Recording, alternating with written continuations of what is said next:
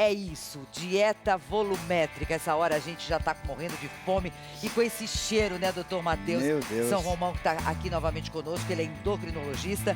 E como o Edu falou, a gente tem um volume, às vezes a gente vai no volume e exagera nesse volume, né? Exatamente, e aí a gente tem que tomar muito cuidado com a qualidade, ou seja, o tipo do alimento que a gente está ingerindo. Então, quando a gente fala na dieta volumétrica, que é uma dieta que está em ascensão agora, né? Tá sendo muito falada, a gente tem que lembrar que a ideia é a gente continuar com a quantidade de volume, porém alimentos que contenham calorias menores. Eu posso então continuar com o mesmo volume, mas vai fazer menos estrago, vamos dizer assim, na hora de ganhar peso. Isso, a gente substituiria por alimentos que são menos calóricos, mas que também dão a saciedade. Vamos começar por qual? Que você quer dar de exemplo? Que eu posso substituir. A princípio, o que a gente teria que saber é o seguinte, ela é dividida em 4 etapas. Então, elas têm de baixíssimas calorias, onde a gente utiliza bastante legumes, verduras, frutas, que são de baixas calorias e que vão dar saciedade. Ela caracteriza por 0,6 calorias por grama. Então, essa é a baixíssima. Temos a baixa, que daí além dos legumes e das verduras, a gente acrescentaria grãos, como por exemplo feijões, grão de bico, farelos, como aveia, que são os integrais, e que varia de 0,6 a 1,5 caloria por grama. Temos a de intermediária, que daí a gente já acrescenta as proteínas, como por exemplo carne vermelha, as carnes em si. E temos a de alta quantidade, que daí a gente já entraria, por exemplo, com gorduras. Por exemplo, esse é o pior, né? É. Esse é o pior, o queijo. Apesar que agora com esses dias frios, né? Olha que queijo lindo. Vinho engorda? Vinho é uma bebida fermentada, então a gente tem que tomar cuidado porque para ter a fermentação ele precisa de açúcar. Então não abuse. Às vezes você pode estar substituindo um alimento e dizendo, não, isso aqui não vai engordar. E na realidade ele vai. Vamos de um por um então? Vamos. Nós vamos começar com a baixa intensidade, certo? Isso. Bom, de baixa... Qual é o grupo da baixa ou baixíssima intensidade? Isso. Os de baixíssima intensidade seriam principalmente isso aqui, os legumes. Esse grupo aqui. Exatamente. Menos a carne. A carne já ainda está por fora. Então isso aqui você vai ficar bem alimentado. Bem alimentado, bem nutrido. Bem nutrido. Porque tem bastante vitamina, bastante minerais. E vai ficar com uma saciedade ok também. A palavra nutrição me lembra o seguinte, nós temos muitas pessoas que passam dos 60, estão aí na terceira idade, enfim, e que acabam se alimentando mal em nutrientes. Sim. E aí, para pegar uma infecção também é pra já, né? Você tem que entender que o funcionamento do nosso corpo, ele depende muito do combustível, que é exatamente o alimento. Aqui eu estarei bem alimentada. Estaria muito bem alimentado.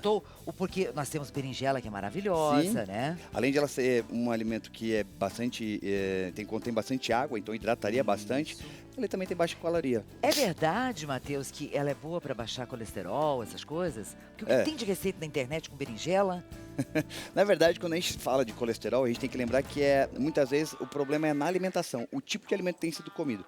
Então, o colesterol ele aumenta quando a gente tem altas ingestas de carboidratos. Então, por exemplo, excesso de massa, cerveja, pão, macarrão, que são alimentos mais pesados. Então, olha o que você vai colocar aí na sua dieta. Batata, aqui tem melão, laranja, morango, uva, berinjela e a cenoura. Exemplos dessa baixíssima o quê? Densidade, baixíssima densidade. Você tem pergunta aí, né, Fabi? Bom dia. Bom dia, boa tarde, Olga. Ai, boa tarde, eu tô errando ainda. Olha só, a Márcia, que é aqui de São Paulo, pergunta o seguinte, vocês falavam do colesterol, mas essa dieta, ela também é indicada para quem tem diabetes, pressão alta, tem alguma contraindicação? Bom, na verdade, a dieta ela tem que ser especificada para o tipo de pessoa. Então, se a pessoa é uma pessoa que tem um problema de diabetes, a gente não vai ficar abusando muito de frutas. Então, a gente vai partir mais para as leguminosas, são carboidratos complexos, a gente vai trabalhar mais com os cereais. Então, não vai ficar usando frutas de alto índice glicêmico. Porque às vezes você diz, não, eu vou então comer muita fruta porque não tem açúcar. Isso. Aí que está o grande erro, Por exemplo, as frutas vermelhas são as que contêm menor índice glicêmico. Um jeito macete da gente gravar. Então, morango, cereja, uva, ameixa, são frutas bacanas para quem... tem menos açúcar. Exatamente. Já as frutas são mais macentas, como por exemplo, manga, caqui, elas já contêm mais açúcar, que é o que a gente chama de índice glicêmico maior. Então, respondendo a nossa telespectadora, sim. Sim, ela é totalmente indicada, mas vai variar, vai depender, né, do tipo de patologia que a pessoa tem. Então, cada dieta que a gente monta, ela é específica individualmente para a pessoa. E quando você fala de diabetes, a gente sabe que tem milhões de brasileiros, infelizmente, que nem sabem que são diabéticos, né? Sim, exatamente. E aí pode... O problema é que as pessoas elas esperam ter sintomas, sentir algo para poder ver se tem alguma doença ou não. Exatamente. Vamos para o outro grupo, que agora é de alimentos média densidade, para você gravar aí em casa agora. Isso. Os de média a gente vai, na verdade a gente vai sempre acrescentando. Então a gente acrescenta as leguminosas e as frutas. Isso. E o de média, na verdade é de baixa, né? Que é onde a gente vai entrar com os grãos e os farelos. Então, por exemplo, o feijão, o milho, o arroz integral, a gente pode entrar também com lentilha, grão de bico, que são ótimos também. Já são alimentos mais fibrosos, um pouquinho mais calóricos, mas são fibrosos, onde vai dar para nós a sensação de saciedade. E a banana, o que tem de bom na banana? A banana é rica em minerais, né? Então ela é muito rica em potássio, principalmente, mas ela também tem as vitaminas. A banana, além dela ser rica em nutrientes, ela também tem bastante fibra, o que faz com que a gente também tenha saciedade. Vamos lá. Tem médicos que dizem, nutricionistas, enfim, que a gente deve comer pelo menos uma banana por dia, uma maçã por dia. O que é que tem de verdade nisso? Na verdade, não precisa ser exatamente essas frutas. Nós temos que lembrar sempre que as frutas elas têm que estar presentes no nosso dia a dia, porque elas têm antioxidantes, elas têm as vitaminas, elas têm os flavonoides. Tudo isso são substâncias que vão fazer com que o nosso organismo funcione melhor. De uma maneira geral, que tenha uma harmonização. Isso faz com que a gente tenha uma qualidade de vida melhor. Muito bem. Bom, voltando um pouquinho aqui. Eu vou juntar isso com isso daí. Isso. Olha, começamos aqui, gente, essa base. Já estamos aqui com os grãos, os farelos, aí entra a aveia e tudo mais. Se tiver pergunta aí, Fabi, por favor, pode fazer. Tem pergunta. Agora é da Daniela, do Rio de Janeiro. Acho que ela já viu sua mesa aí que tem um pãozinho, não tem? Tem. E aí ela pergunta o seguinte. Ela adora comer um pãozinho de manhã, de café da manhã, doutor. E sempre dizem que para ela perder peso, ela tem que cortar o pãozinho. É verdade? Na verdade, a gente tem que lembrar sempre que farináceos são alimentos calóricos. Então, assim, se a gente for ver a tabela nutricional, ela tem poucos nutrientes para a quantidade de caloria que ela te oferece. Certo. Então, de preferência, o pão, geralmente quando a gente indica a parte de pão, que seja um pão integral e que seja sem açúcar. Tá certo? Até porque a caloria dele vai estar presente, mas ele tem muita fibra, o que faz com que o nosso organismo absorva com mais lentidão e com isso a gente não tem o efeito colateral. Mas eu não preciso abolir totalmente esse pão. Nessa dieta a gente tenta mesclar tudo, onde a pessoa pode comer de tudo, porém em quantidades e proporções diferentes, tá certo? Então um alimento que é mais calórico, como por exemplo o pão francês, a baguete, ela ainda está inclusa no alimento, na refeição, né, na dieta, porém em quantidades diferentes e em momentos diferentes. Ao invés de você comer 3 pães, dando café da manhã, come meio ou mas meio é difícil, um pão quentinho. Então, olha que lindo esse, ainda com queijinho, né? Bom, aqui nós temos nesse grupo, eu tô vendo batata frita, chocolate, tem bolo, tem pizza. Posso comer tudo, mas como o nome da dieta diz, volumétrica, em pequeno volume. Sim, sim, sempre. Então, assim, é uma dieta que permite você se saciar e se deliciar de todos os tipos de alimentos, porém em proporções diferentes. Então, os alimentos como pizzas, bolos, o chocolate, que são alimentos mais calóricos, eles estarão inclusos, porém em porções pequenas, certo? Ou então a gente pode fracionar ela várias vezes ao dia. Então, poucas quantidades, porém em dias com maior quantidade. Esse pote aqui de chocolate, com certeza, quem gosta detona ele rapidinho, né? Numa sentada, né, Bibi? Você que é uma chocolatra, né? Agora, um pedacinho dele não tem problema algum. Não tem problema. A cultura é resistir, né? Exatamente. Como você falou da pizza, a gente sabe a tradição das famílias, né? Muitas famílias não passam o final de semana sem a pizza. Tem de ter a pizza. Exatamente. Claro, e aquela 4 queijos, então, que é uma coisa borbulhante, né? A gente saliva rapidinho. Tem que segurar, não tem jeito. É o volume, novamente falando, é o volume do que você come. Exatamente. Assim, não precisamos retirá-los, né, do nosso cardápio, mas não deixar ele fazer parte da rotina. ou seja, colocar todos os dias, ou então no dia a dia, porções pequenininhas, menores. Então, aquele descendente italiano que gosta de uma massa, uma macarronada, uma pizza, enfim, a gente pode deixar ela presente na alimentação, porém, uma vez ou outra na semana, ou então em porções menores, com certeza. Tem alguma restrição com relação à idade? Qualquer pessoa pode fazer? Então, qualquer pessoa pode fazer, porém, vai depender muito do dia a dia, da rotina e da patologia prévia, se ela tiver. Então, por exemplo, que nem a gente citou, pacientes diabéticos, a gente vai evitar alguns tipos de fruta, como, por exemplo, frutas de índice glicêmico maior. Pacientes que têm problema de pressão, então a gente vai tomar muito cuidado com alimentos que contenham muito sódio. Então, por exemplo, queijos, embutidos, são alimentos que vão conter muito mais sódio e que vão poder alterar a pressão. Então, dependendo de como a pessoa se apresenta, a rotina e tudo mais, a gente monta individualmente. Olga, aproveitando até que você está falando de idade, né? Oi. Tem uma telespectadora aqui, a Arlete, ela faz justamente a pergunta com relação às crianças. Pode ser indicado também para as crianças essa dieta? É boa pergunta, porque as crianças também estão obesas, né? Sim, hoje em dia é o maior índice de obesidade, né? Vem crescendo nas crianças, nos adolescentes e nas crianças. Então, assim, é uma dieta que é bacana, principalmente para adolescentes e crianças, porque a gente não vai restringir. A gente sabe que muitas vezes, falar não para a criança acaba dando uma dor no peito, né? Mas pelo menos a gente sabendo a quantidade que está dando e o momento em que a gente vai dar esse alimento para a criança, faz com que a gente tenha certeza de que ela está tendo uma qualidade de vida saudável. Boa qualidade nos alimentos. Você não colocou nada de verde aqui. Não tem alface, rúcula, agrião, enfim, não vi nada. Mas a gente pode... Com certeza, com certeza. Isso não tem restrição nunca, né? Nunca. Os verdes, digamos que as folhas, né? Então, as folhas como, por couve. Eu, particularmente, o meu vegetal preferido é a couve. Então, rico em nutrientes, antioxidantes, então ele é perfeito. Então, assim, ele é sempre bem-vindo. Todos os verdes, então folhas, couve, rúcula, almeirão, espinafre, além de serem alimentos ricos em ferro, vitamina B, enfim, uma variedade de nutrientes, ainda são de baixa caloria. Então, ajudam também na parte de trato gastrointestinal. Eu lembro, quando lembro do espinafre, lembro de Popeye, lembro dos meus filhos que eu fazia, dizia, vamos, naquela época Popeye, desenho, né? Às vezes até hoje, né, Léo? Você assiste Popeye, né? E aí ela falou, olha, vai ficar forte assim, graças a Deus, forte com saúde. Incentiva.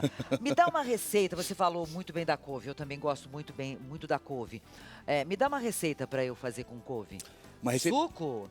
Na centrífuga? Como é que você faz? Perfeito. A gente poderia, a gente gosta muito de trabalhar com os detox, né? Isso. Então, o suco detox, a couve é muito bem-vinda. Então, a gente pode fazer um exemplo.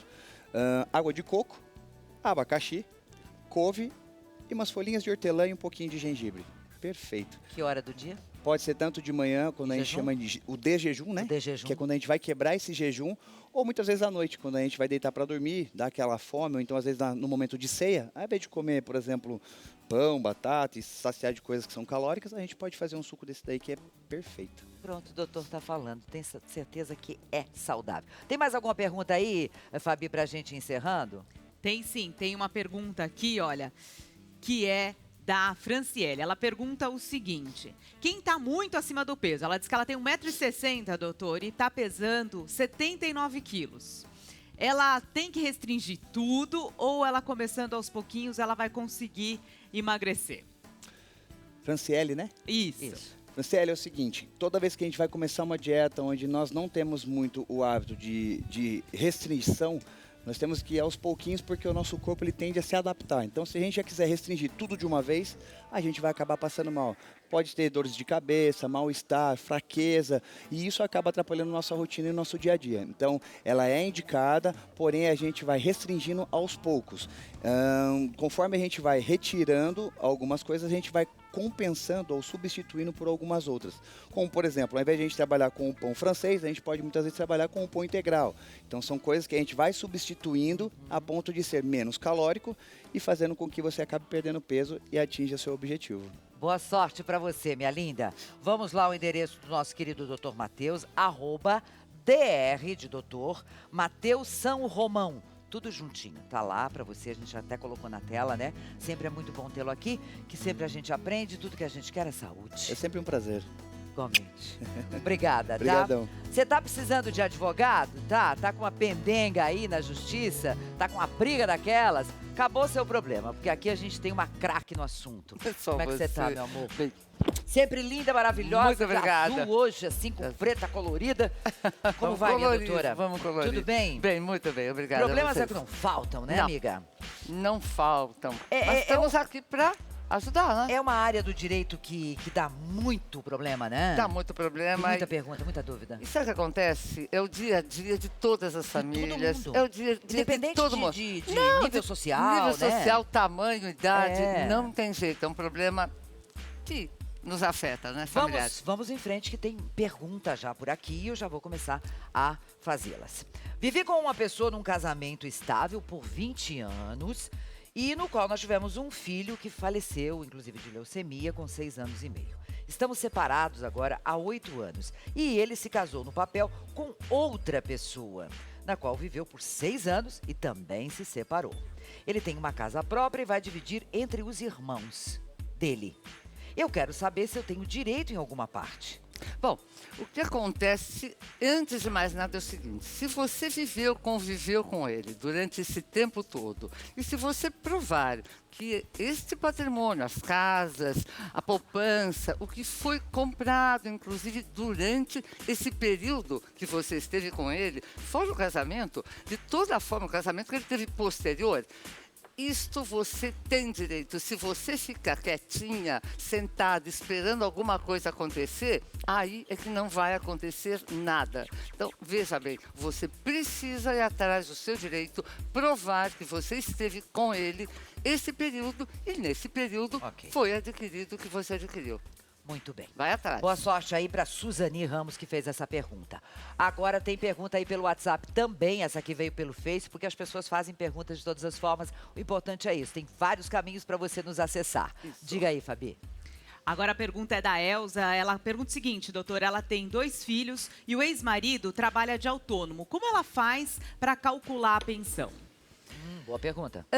Ou você entra, Elza, num acordo com ele em relação ao que ele mais ou menos ganha, e você deve ter uma ideia, por quê? Se vocês estavam juntos até agora, e ele pagando as despesas de casa, a escola das crianças, o seguro-saúde, então você tem mais ou menos uma ideia do que ele gastava, do que a família gastava.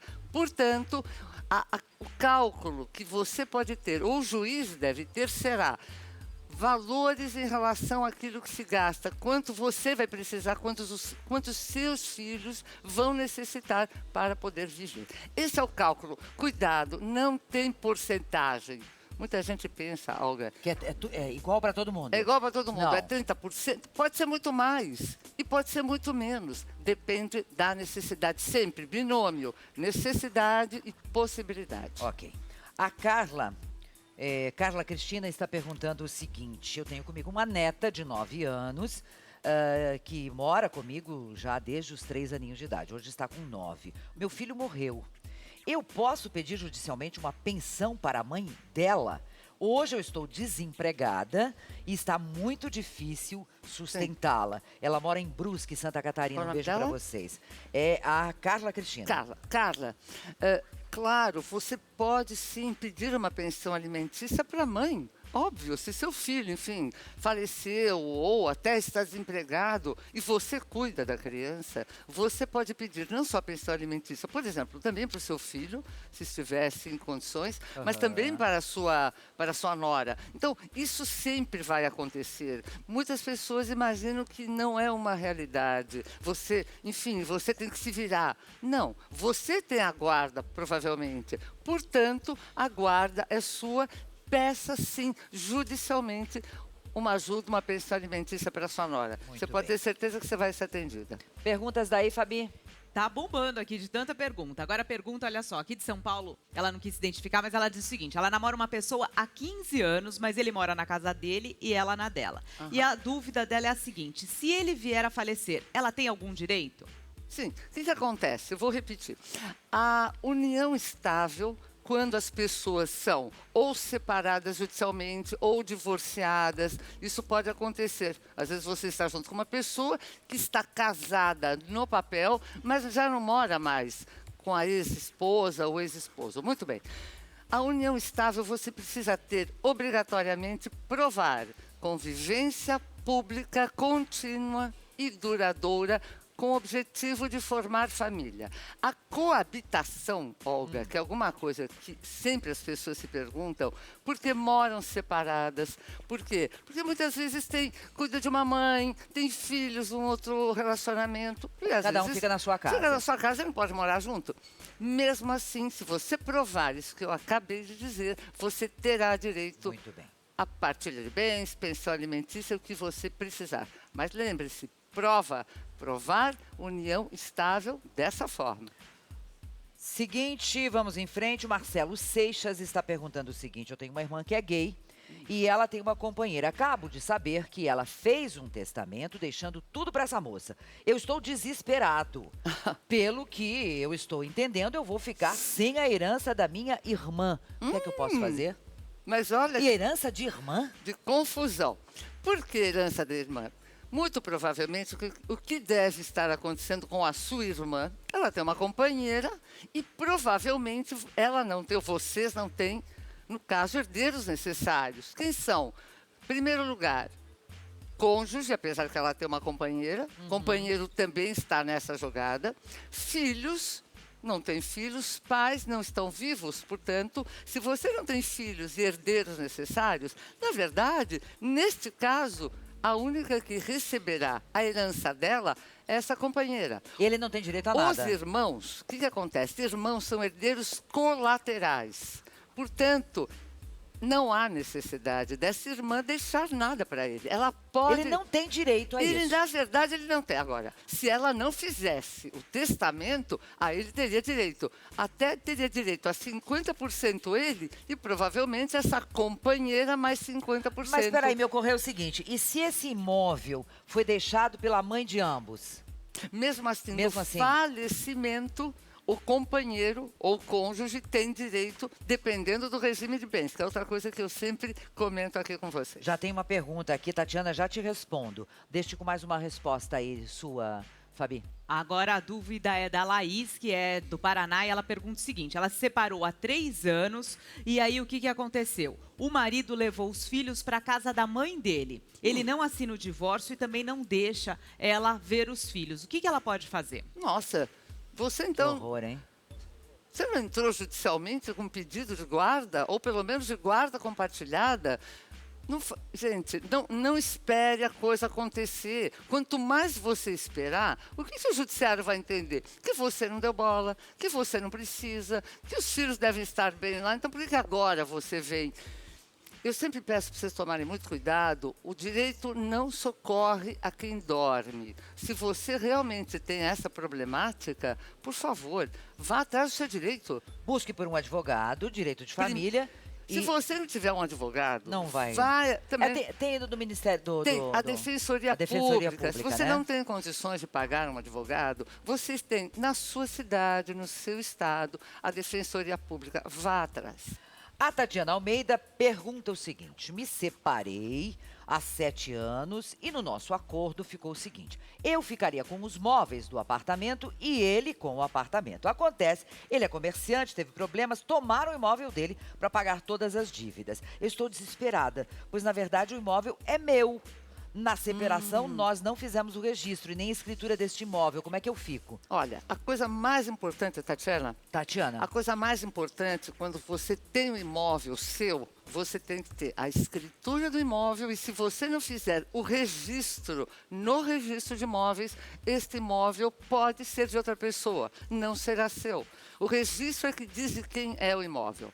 Se você fez essa separação, teu marido ficou com os móveis e você ficou com o imóvel, então a primeira coisa que você tem que fazer é sair correndo, fazer escritura, registro de imóveis e acabou. Como ele tem uma dívida, essa dívida acabou recaindo no imóvel. Por quê? A princípio, esse imóvel também é dele. Por quê? A escritura e o registro de imóveis deve estar constando o nome dele. Portanto, Tatiana, dificilmente você tenha muito a fazer. Mas, lembre-se, vá atrás do seu direito, porque a única coisa que você precisava fazer é ter completado o seu divórcio. Fazendo o quê?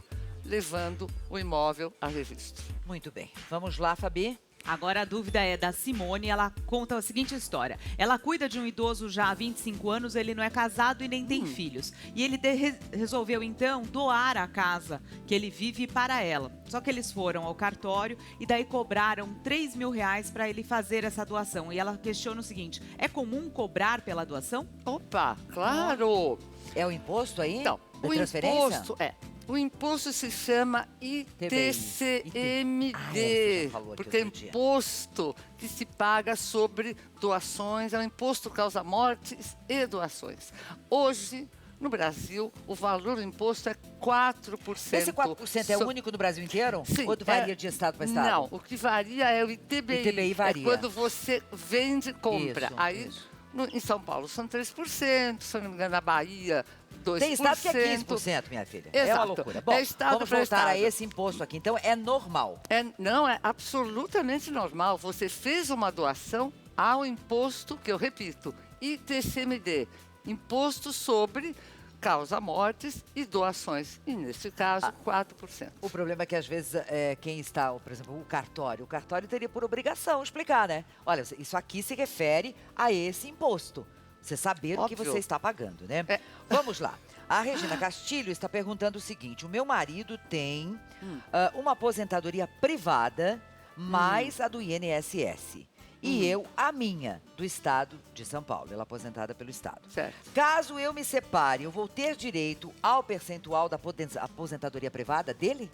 Bom, provavelmente não. Aposentadoria, gente, aposentadoria. Do INSS não vou discutir, porque só quando ele tiver o direito dele, que vocês já sabem, ainda vai mudar.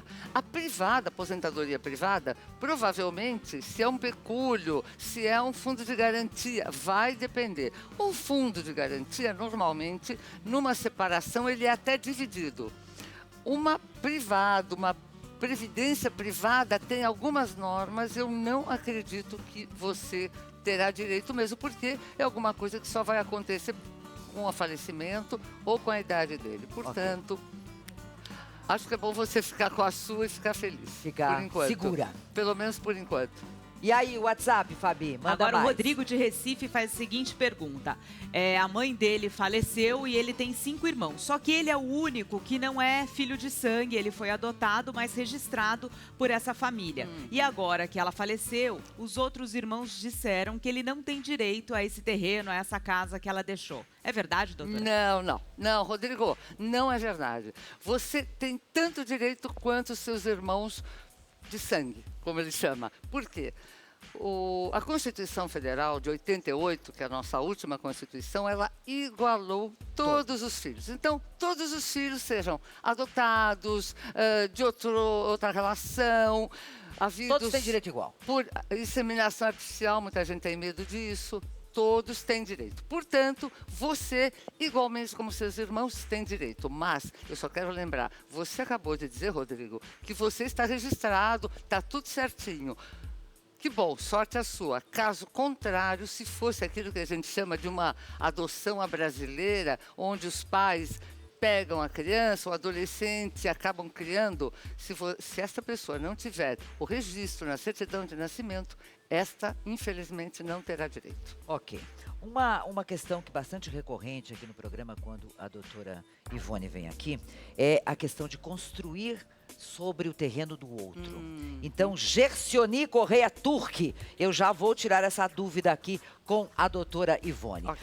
Vamos fazer a pergunta da nossa querida Gercioni Correia Turque, que está dizendo o seguinte, eu tenho uma dúvida, preciso de ajuda. Qual a lei que diz que quem construiu em um outro terreno tem direito sobre o imóvel? Eu assisti o programa na vez passada e eu estou com essa dúvida. Construir no terreno em que eu tenho usufruto. E o juiz de São Paulo deu tudo para minha ex-nora. Gente, eu peço sempre para vocês tomarem muito cuidado. E antes de mais nada, Gercioni, não tem uma lei que vá garantir que você, que construiu num terreno que não é seu, que você tenha o direito. Isso vai depender da visão que o juiz tiver daquilo que você informar. Essa construção num terreno que não é seu sempre pode dar problemas. Obviamente, nós temos decisões em que o juiz consegue separar o terreno, portanto, a propriedade da casa, no sentido de, principalmente, numa sucessão, num falecimento, ele pode fazer essas divisões. Mas tome muito cuidado, porque a não ser que você mostre que realmente esse terreno não era seu e você construiu sabedora de que esse terreno não era seu, então você Perdeu. não vou dizer que perdeu, tá bom? Mas você arriscou. Então você arriscou. Toma cuidado, não é lei, mas existem provas. Tenta provar e pode ser que o juiz mude a ideia. @Ivone Zeger, escreve Zeger. Aí você vai lá no Instagram dela, faz a pergunta que ela responde. Eu vi, semana passada você quase enlouqueceu lá de tanta pergunta. Mas estamos aí, estamos firmes e vamos ajudar quem precisa, lógico. Pelo menos isso. Obrigada a você. Até a próxima. Coração doce. Obrigada a todos. Muito obrigada mesmo, porque sempre a gente sabe que respondendo a uma pessoa a gente consegue esclarecer quantas, né? Fabi, o que você tem de informação pra gente aí? É a informação da declaração do capitão do navio MSC, que acabou causando um acidente em Veneza, na Itália. O áudio dele acabou se tornando público. E nesse áudio, o que ele declara? Ele declara que fez de tudo para evitar o acidente, mas o que aconteceu? O motor da embarcação foi bloqueado e a falha foi percebida ao ser iniciada a manobra para atracar no cais. 2 rebocadores, então, foram escalados para reduzir a velocidade do navio, mas teve sim aí um grande acidente e agora a empresa já declarou também que os passageiros serão indenizados, Olga. Eu fico imaginando, hein? Quem estava nesse navio, né? Bom, eu morro de medo de mar. Respeito o mar pra caramba, tenho medo disso. Agora, foi uma pancada, né? Que esse navio deu nesse cais. E aí você vendo aquela enormidade vindo e vai fazer o quê? Um negócio daquele tamanho, né? E as pessoas... Teve gente que ficou ferida e tudo mais. E depois que vazou, então, esse diálogo, é que as coisas mudaram de caminho. Tomara que não aconteça mais, mas que dá medo, dá. Ô, Jeff, bom dia. Bom dia. Você já fez cruzeiros de navio? Nunca. Tem medo também? Não tenho medo, mas não tenho muita vontade. Eu não tenho vontade. Agora, no vídeo é impressionante, porque as pessoas que estão ali no cais, elas não sabem pra onde correr. E tem o lance de ficar ali pra filmar também, Também. né? Elas não sabem se vão pra frente, se vão pra trás. É desesperador, né? Desesperador. Agora, desesperador também é tudo que tá acontecendo por aí, né? Pelo amor de Deus. E qualquer site que você veja, qualquer coisa que você acesse é Neymar, Neymar, Neymar, Neymar. Daqui a pouco a gente vai falar do Neymar, porque virou uma novela. Virou. E aí eu tenho uma pergunta a fazer. Cadê o Galo? Que galo? Ué, o Galo é um personagem fundamental da história do Neymar. Verdade. E ninguém fala dele, ele não vai aparecer. Foi o Galo que ligou pra moça, que fez as passagens, né? O Galo organizou toda a ida da suposta vítima do Brasil a Paris. Ele emitiu passagens, ele marcou o hotel, o transfer do aeroporto ao hotel, alimentação. Ele sabe o que aconteceu, até porque ele pode ter contato, certamente ele teve contato com a suposta vítima antes dela vir ao Brasil.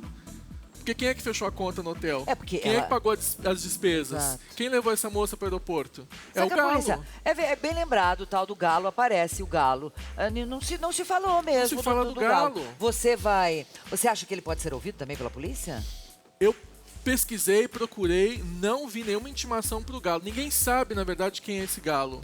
Dizem que ele é um funcionário da CBF, que não poderia aparecer. Outros dizem que é um amigo do Neymar e não um funcionário da empresa do Neymar. Daqui a pouco a gente vai falar mais sobre isso. Mas aliás, só falando sobre você ouviu também, um dos vices, porque a CBF tem vários vices, né? Tem. Um deles disse que o melhor era o Neymar se afastar, né? Mas... Sai de cena, pede licença, para de jogar. Foi pelo menos isso que ele falou. Mas aí os outros diretores já abafaram o caso. Não, nós precisamos do Neymar. Porque o Tite falou que tecnicamente o Neymar é imprescindível na Copa América. Ele falou que é imprescindível. Mas vamos continuar então, Neymar. Já que você falou, e se o Neymar for um blefe na Copa América, se ele não conseguir fazer nada, vão colocar a culpa... No caso, o emocional. Olha o que a imprensa, olha o que a suposta vítima, olha o que fizeram com o Neymar. Olha a destruição. Porque tem um detalhe também, saiu isso ontem à noite, hoje de manhã tá aí pra quem quiser ler, que tem mais um vídeo que não veio à tona ainda e que virá. Você não conseguiu esse vídeo pra gente? Esse vídeo, ela, a suposta vítima, entregou diretamente pra polícia, né? Já tá na mão da polícia. Que seria o vídeo em que ele aparece agressivo. A família diz que, na verdade, não é um ato de violência. Ele foi se defender de um ataque. E foi tentar pegar o celular da mão dela quando percebeu que estava sendo filmado. Vamos viajar? Agora. Já! Embarque imediato. Vamos pra Paris? Oba! Não, você voltou de Paris agora, Jeff. Olga, vamos fazer uma viagem espiritual? Hã? Você acredita em quê? Você acredita, viagem espiritual. Viagem espiritual? Como Você- seria essa viagem? Você acredita em proteção de espíritos? Ah. Que eles existem. E tem gente que fala assim, tem um anjinho da guarda aí atrás de você. Já me falaram que a minha mãe é uma grande protetora. Eu não duvido. Claro Eu que não duvido, viu? Toda Não mãe é duvido. um anjo. E pra sempre, né? Pois é, o João Kleber, nosso querido João Kleber aqui da casa, evocou um anjo antes de ir pra mesa de cirurgia. E é sobre o João Kleber que a gente vai falar agora. Sério? Eu tive contato com a Mara, mulher do João Kleber, jornalista, empresária, e ela me contou uma história muito interessante. A Mara Ferraz, mulher de João Kleber, foi casada por 25 anos com o Vinícius, um cirurgião cardíaco. Olha as coincidências da vida. João Kleber, problema cardíaco, ela foi casada com um cirurgião Certo. cardíaco. Antes de entrar na mesa no centro cirúrgico, João Kleber virou para ele e falou: Mara, eu sei que o seu ex-marido, falecido em 2015, faleceu de câncer, gostava muito de você, amava você, então eu vou pedir que o Vinícius guie as mãos dos médicos ao fazer a minha cirurgia. Arrepia isso, hein? Arrepio. Porque o Vinícius sabe, de onde ele estiver, o quanto eu gosto de você, o quanto eu gosto dos filhos de vocês, que são meus filhos também agora. Então eu peço que ele guie os médicos para que eu saia vivo, saia bem da cirurgia. O que aconteceu? Correu tudo bem. Tudo bom. Ele está recuperado. Sexta-feira agora ele volta a gravar aqui na Rede TV. Então é uma história emocionante, envolvendo fé, porque o João Kleber é um homem de fé. Ele é devoto de Nossa Senhora Aparecida e Nossa Senhora de Fátima. Antes de sair de casa para ir para o hospital, eles fizeram em família uma corrente de oração.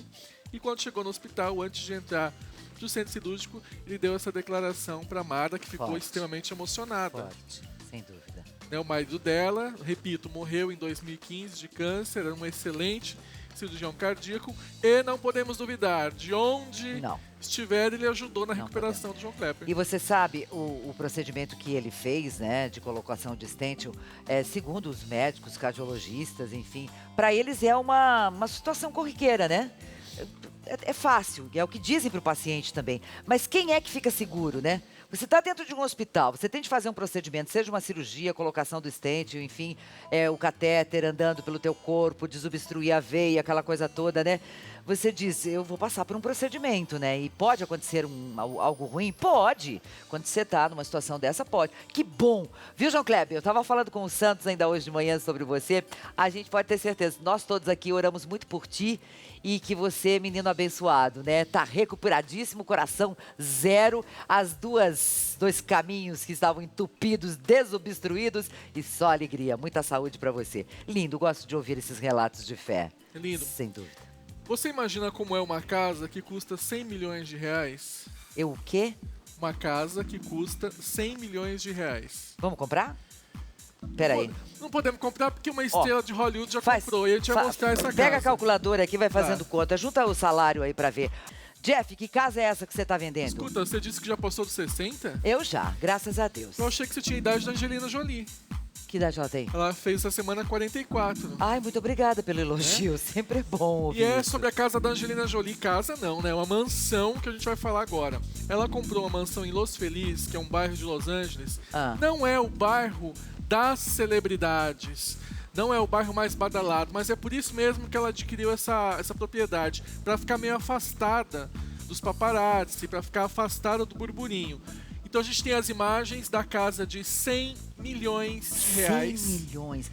O Jeff tem de andar com GPS nessa casa, né? É uma Olha o casa- tamanho disso. É uma casa gigantesca, mas ela precisa de uma casa grande. Ela tem 6 filhos. É verdade. Olha só o pegar o luxo. metrô pra ir no banheiro é bom. Agora, eu acho que eu morava só no banheiro de uma casa dessa, já dá pra morar. Banheiro é o Que é? tamanho do meu apartamento. O banheiro é do tamanho do teu apartamento. Porque não é um banheirinho, né? Tem o banheiro, tem um closet dentro do banheiro, tem a banheira. Ô, Jeff, mas tu mora bem, Aí tem a então. bancada. Não, Tu mas- mora num apartamento que é do Olha a tamanho do cozinha. banheiro da Olha a Angelina cozinha pra Jolie. você fazer seus... Ai, cozinha, eu adoro essas cozinhas. Olha a adega. Menino já tomava um porre, hein? Olha que bonita Socorro. a adega com Linda, telhas, né? Olha a escada. Olha.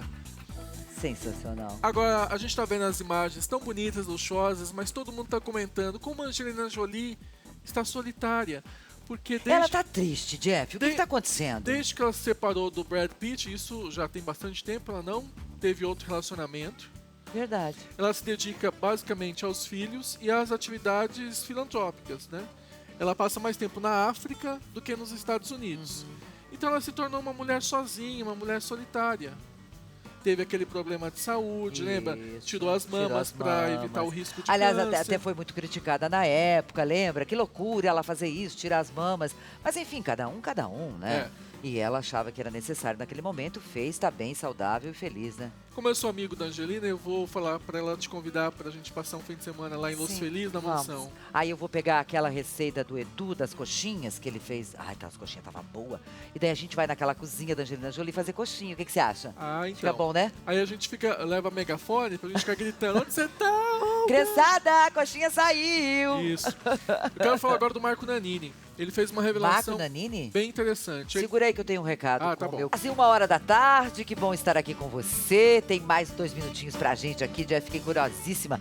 Marco Nanini, adoro ele tá excelente. Não, ele tá ótimo. O que é esse homem na novela, Ontem gente? preso, junto com a Beth Faria. Delícia, os dois! Uma dupla fantástica. O Marco Nanini revelou a razão que o fez se assumir gay. Todo mundo se surpreendeu lá em 2010, quando o Marco Nanini, que já tinha passado dos 60 anos, veio a público para falar que é homossexual. E ele nunca revelou exatamente por quê. E agora a gente sabe. Lembra aquele episódio da agressão com lâmpada na Avenida Paulista? Lembro, Que um rapaz foi agredido Isso. violentamente com lâmpada? sem dúvida. Sofreu ferimentos terríveis. Terríveis, físicos e psicológicos. Foi aquele episódio que fez o Marco Nanini tomar coragem e falar: não, chega, Se fortaleceu. eu preciso falar o que eu sou, eu preciso passar a combater a violência contra a comunidade LGBT. Então, a partir daquele episódio da agressão com lâmpada na Avenida Paulista, na próxima entrevista que teve, ele falou: eu sou gay, ele revelou para todo mundo. Aliás, quando a gente se depara com tanta violência, né, contra a comunidade LGBT, a gente se faz a pergunta: o que interessa pro outro o que ele é? Pra você, aliás, o que o outro é? A opção sexual do outro, o que interessa? O que importa é o caráter das pessoas. Porque tem tanto machão que se diz machão por aí e que não tem um pingo de caráter, não é mesmo? Cada um que cuide da sua vida. Pronto, deixe de... Olha, é todo santo dia violência, violência, morte, espancamento. Até quando, né? As pessoas te encontram onde? terra.com.br. terra.com.br. Aliás, tem uma matéria bem legal lá da Lisa, repórter trans aqui do Ah, Telefama. linda ela. Procura lá que vocês vão achar bem Beijo legal. pra Lisa. Grande beijo pra todos vocês. Muitíssimo obrigada por mais um dia. Amanhã, meio-dia, tô aqui esperando por você. Fiquem com Deus.